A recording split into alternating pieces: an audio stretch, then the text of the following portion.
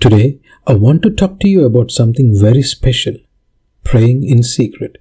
In Matthew chapter 6 verse 6, Jesus says, "When you pray, go into your room, close the door and pray to your Father who is unseen. Then your Father who sees what is done in secret will reward you in the open." This means that when you pray alone, away from the busyness of this maddening world, God sees you, and He promises to bless you in the open. Now let's think about Daniel for a minute. In Daniel chapter 6, he was about 80 years of age. Yet even at this age, he found himself the target of jealousy and hatred. Some officials in the court of King Darius was threatened by Daniel's integrity and therefore conspired against Daniel. They manipulated the king into signing a law that would trap Daniel, a law that forbade prayer to anyone except the king for the next 30 days. But Daniel didn't panic. He didn't argue with the king or the officials. He didn't run from the problem. He simply went into his room, opened his windows toward Jerusalem, kneeled down and prayed, just as he has always done before.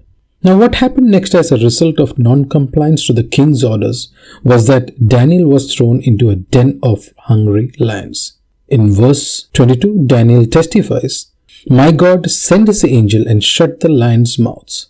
God protected Daniel.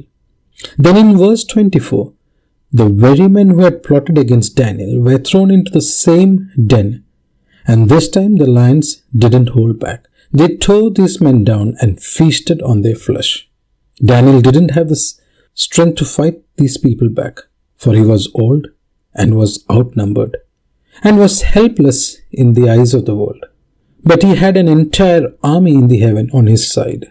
Therefore, he just needed to do what he had always done. Pray in secret and trust in the Lord. Friend, you don't need to be powerful. You don't need to have contacts to put you in the right places. You just need to stay faithful in prayer and let God handle the lions. For God sees you, God hears you, and in His perfect time, He will fight for you. When you do that like Daniel, God will reward you in ways you can't even imagine. Thomas Watson once said, "Prayer delights God's ears, melts His heart, and opens His hand." Amen.